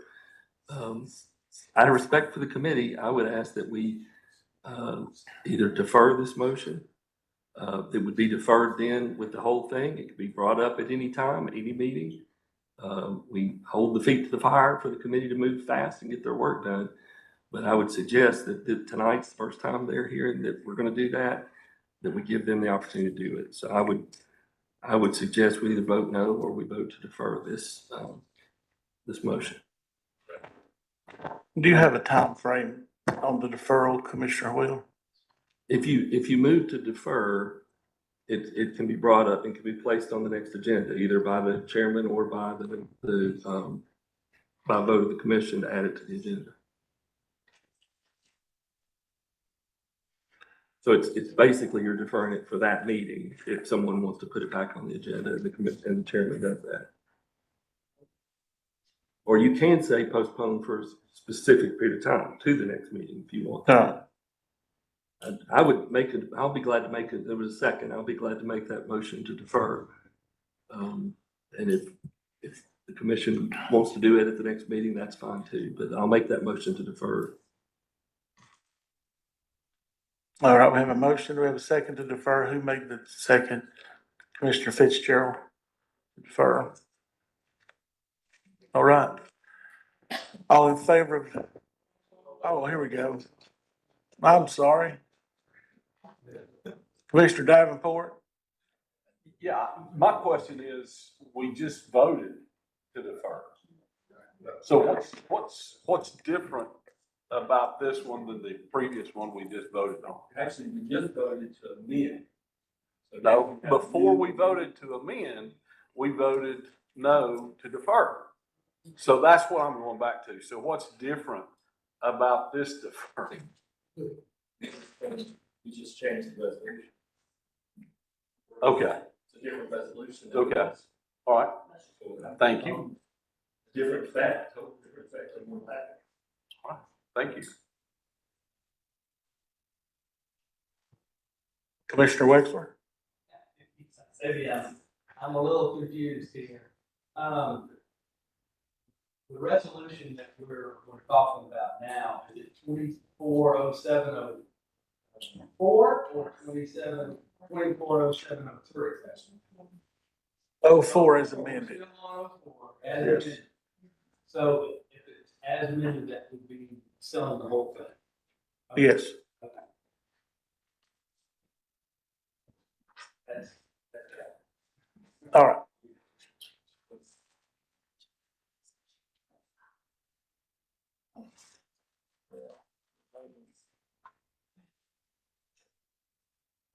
Commissioner Edens? So Commissioner Wexler, I'm gonna thank you because you made me feel better because I was sitting here in the same boat you was. Yeah. We did a lot of amendments, a lot of discussion. I just to clarify, we are voting on selling the entire property as a whole. Is that correct? So just for some clarification. Voting to defer. So we're voting for deferral, right? Okay. Until next month or scheduled time.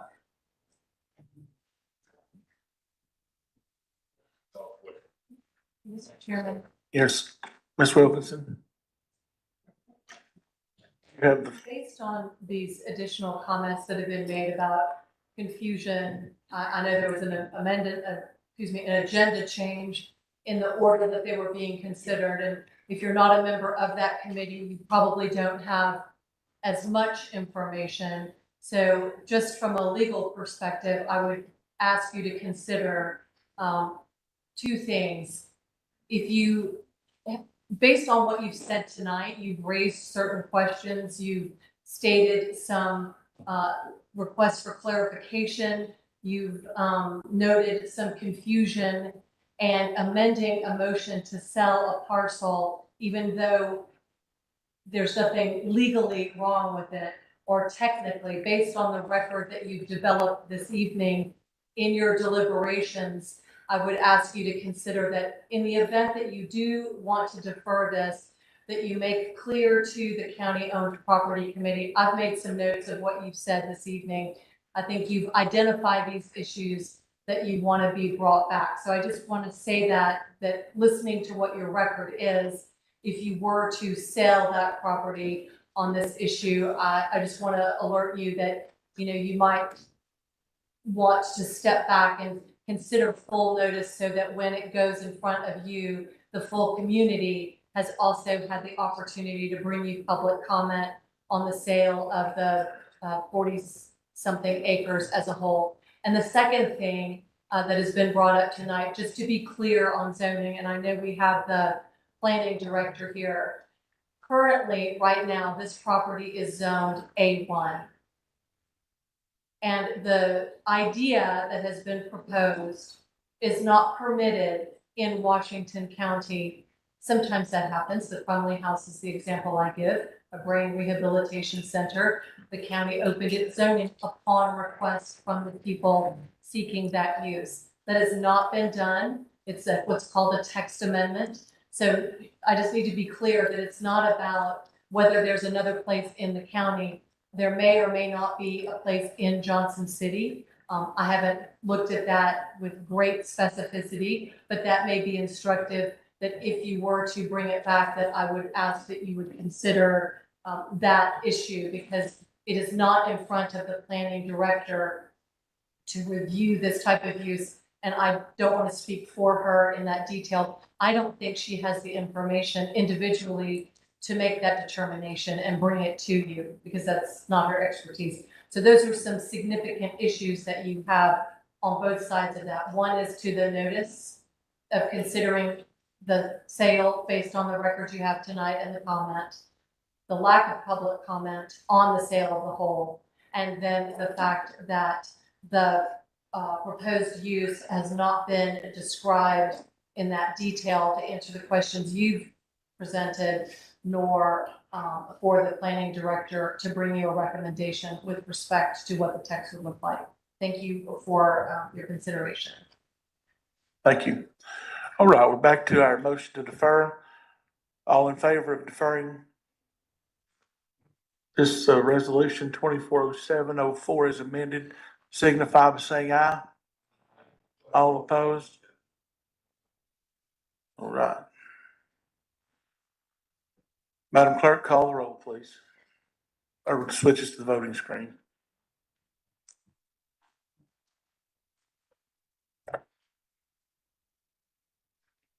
Madam Clerk, if you announce the vote.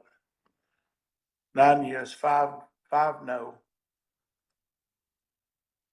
And then the item's deferred. Commissioner Jones?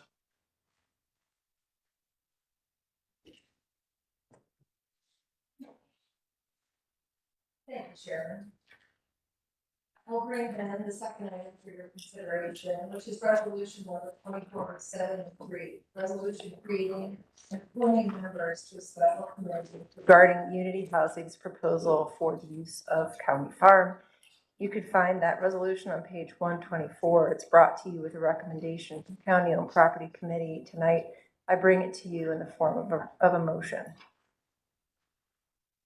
Motion made to approve resolution 24.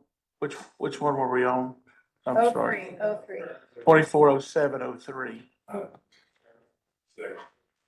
Have a motion by Commissioner Jones, seconded by Mr. Fitzgerald to approve the resolution. Question or discussion? Commissioner Tomita? And keeping with the theme of tonight's meeting, since this is related to the previous resolution, for this one until the next meeting is fine. Have a second on the deferral. Motion to defer, second by Commissioner Johnson. Commissioner Wheeler? So we would stop the committee's work until we vote on whether to sell it at all or not. I think the whole purpose of my motion to defer was to give the committee an opportunity to complete their work. So I would suggest we pass this resolution and let them continue on. This does not transfer the property to Unity, does not approve the Unity project. It just allows the County-owned property committee to continue their work vetting that project so it can be then considered and questions that have been raised tonight about the project can be answered. So I would suggest we vote against deferring this.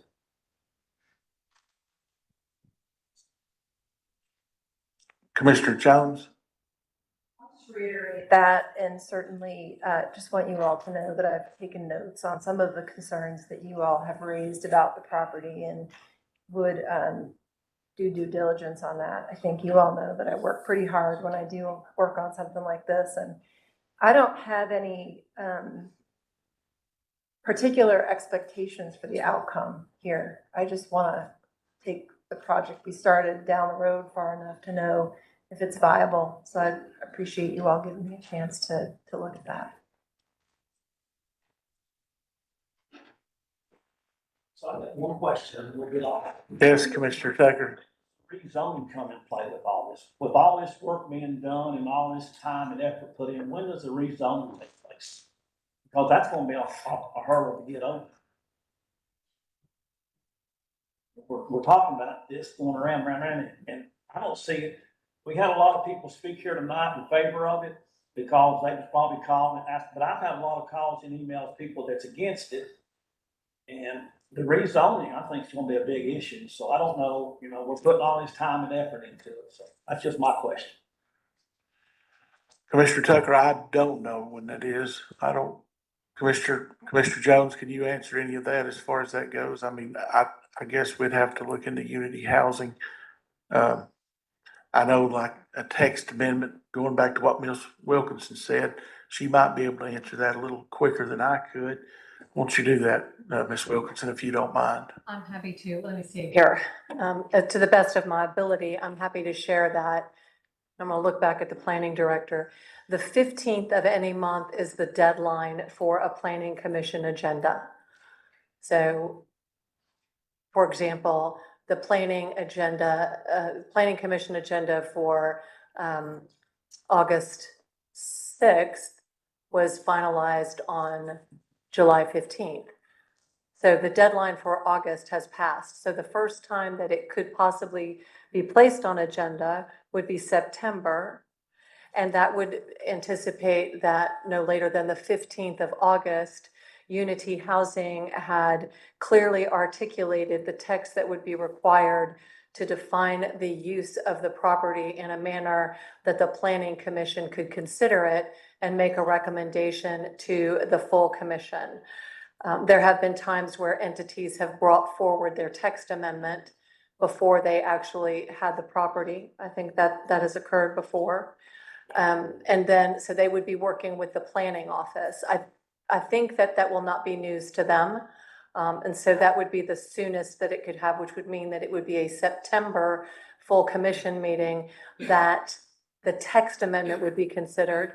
That same timeline would be then a rezoning request would be subsequent. I think they would be two separate acts, which means it may end up being October. But I'm going to look out at the planning director and see if she disagrees and thinks that they could go forward. I think you'd have to approve the text before you could request a rezoning to such text.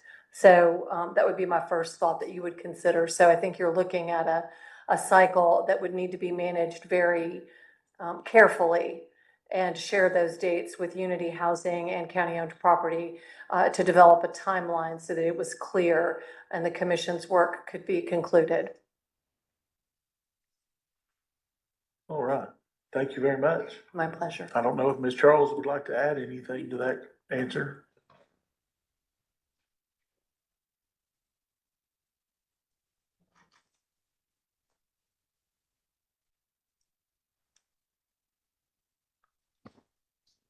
Thank you. I didn't want to yell from the back of the room. That's okay. Just to let you know, if we do have a text amendment, keep in mind that not only does your planning commission hear that, but also Johnson City and Jonesboro, since that's part of state legislation. That would occur first, and then if we have a rezoning, we would look to see if this property is in Jonesboro's planning boundary. If that's the case, it would go before their planning commission instead of ours. Just points of order to keep in mind. Thank you. Right. Thank you. Commissioner Huffine? Oh, I'm sorry, Commissioner Jones? I was just going to suggest that I can't imagine that Unity would want to go through the process of working a text amendment and getting all the votes before we would even know for sure what conveyance might look like, how the property could be subdivided. There's just a lot of questions that the special committee would be taking up that could include what a text amendment would look like and could lay out a timeline for that whole process. So the work of that special committee could bring that answer to you, absolutely. Commissioner Carter? So the way that I'm reading the resolution, to me, they're two independent things. When somebody says that the committee can't, like we're stopping their work, I don't think we're stopping their work. County-owned property can still look at other options, but this resolution just says that we're creating a special committee regarding Unity Housing's proposal. Well, that's just one option, if it's an option.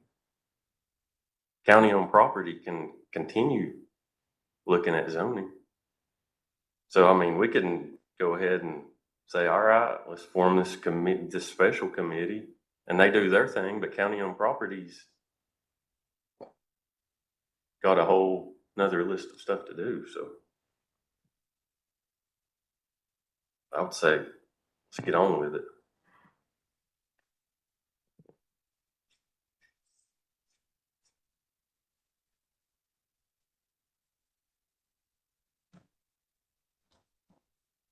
Commissioner Huffine? Amen, Commissioner Carter. Yeah, we've done our jobs tonight. We've identified a lot of questions. And before we can do anything, a lot of these questions need to be answered. I hate deferring stuff. I mean, that's the reason we come here is but if we have questions that aren't answered, we are better served. Forming this committee only serves to provide more answers for us. It's in no form, no fashion, any commitment to doing anything other than doing our due diligence of fact finding so that the next time this is brought up, hopefully we have all of the answers and we can make an informed and hopefully correct decision for the citizens of this country. And with that, I would call the question.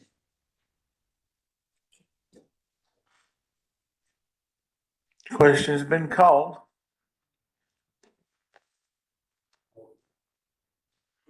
Madam Clerk, switch us to the voting screen, please. Can you rise for What's the motion? I'm gonna defer.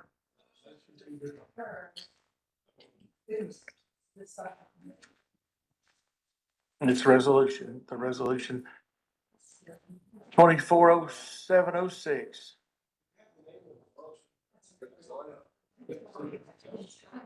I'm sorry, Mayor. I think it was Joe Grandy.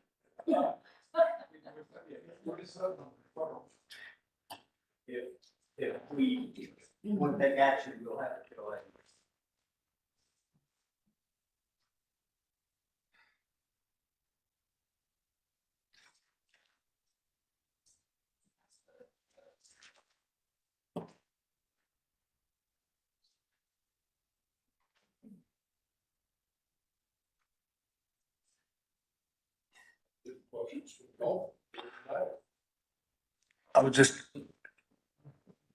I don't have the answer to the mayor's question. Maybe somebody else did.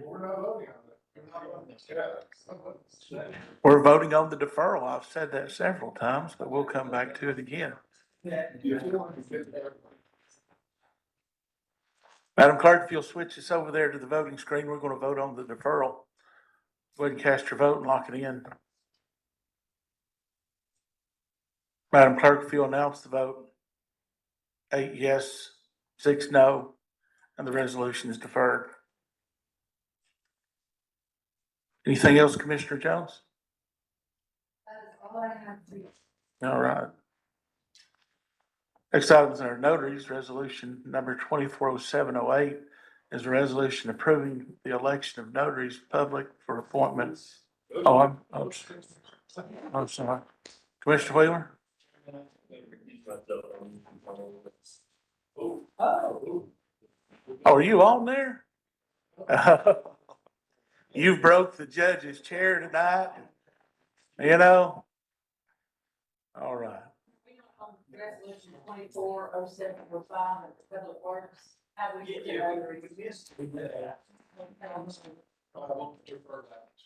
Yeah, move to defer. Do we have anything to defer on that? Deferred last. Commissioner Davenport, would you go back to the Public Works Committee meeting wherever I left it on there? I would love to. So this actually came out of our June meeting, this resolution adopting a revision of the, Washington County road lift. We're, actually, taking off a portion of, South Austin Springs Road. That comes to you in the form of a motion. Second. Motion made by Commissioner Davenport, seconded by Commissioner Wexler to approve the resolution.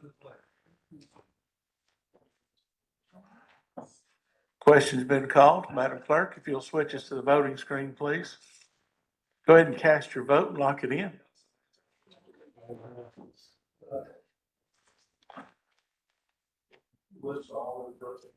That was just the one with James. Let's do that. Madam Clerk, if you'll announce the vote, 14 yes, the resolution passes.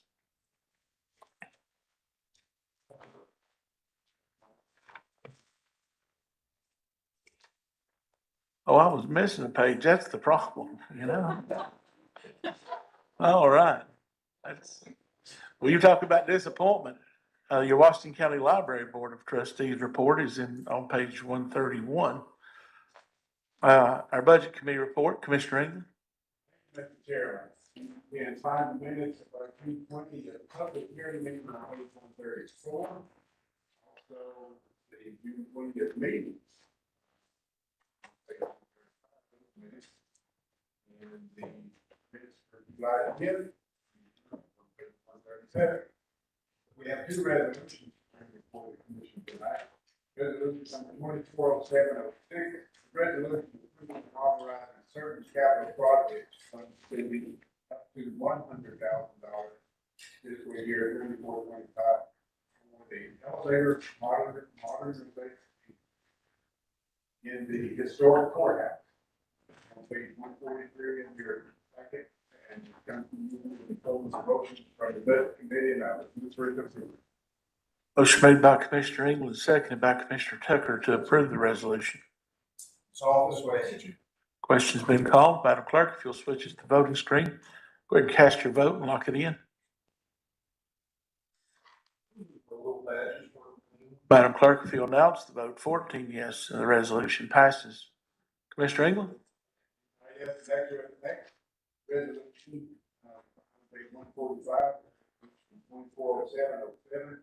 This is a resolution approving and authorizing certain capital projects funds spending up to $96,648. Amendment to fiscal year 23-24 budget for Washington County. 2 vehicles and 2 laptops. This resolution comes to you in the form of a motion from the budget committee, and I will move for its approval. Motion made to approve the resolution by Commissioner England. Second by Commissioner Wexler. Question or discussion?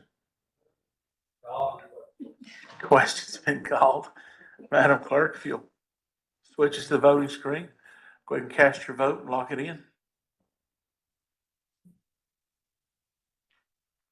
Madam Clerk, if you'll announce the vote, 14 yes, and the resolution passes.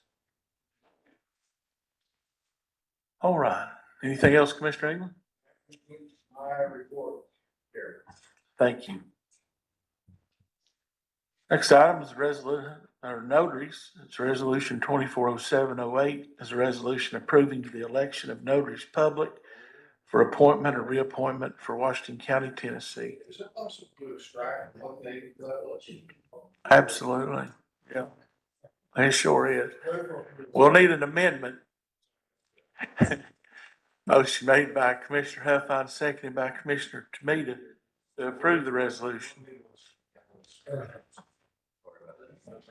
All in favor of approving the resolution signify by saying aye. All opposed? The resolution passes.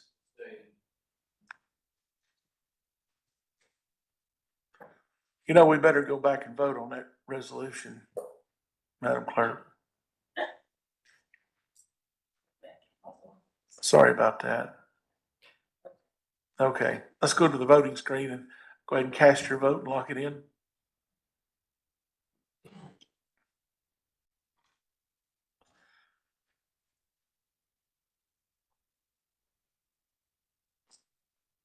You have 13 yes, 1 abstained, and the resolution passes. That's better, isn't it, Commissioner Wheeler? Oh, our new business, we have resolution 240709 is a resolution authorizing Washington County to join the state of Tennessee and other local governments as participants in the Kroger settlement and approving the related settlement agreement. Do I have a motion? Motion by Commissioner Wheeler, second by Commissioner Wexler to approve the resolution. Call question. Question's been called. Madam Clerk, if you'll switch us to the voting screen, go ahead and cast your vote and lock it in. Be 14 yes, and the resolution passes.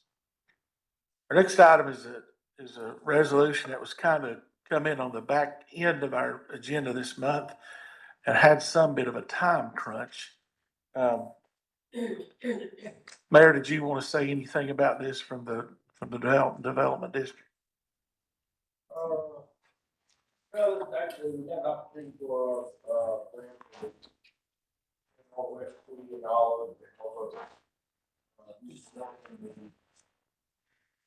city goal, and parade, and support library.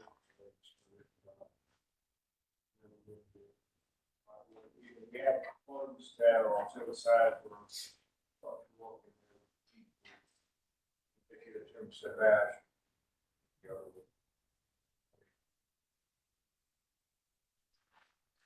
All right.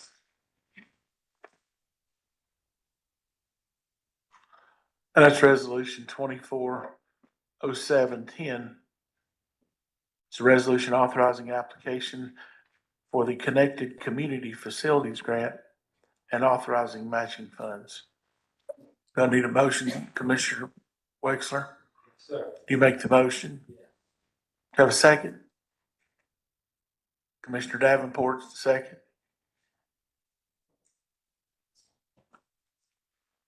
Question or discussion? All questions. Question's been called. Go ahead and cast your vote and lock it in. 14 yes, and the resolution passes.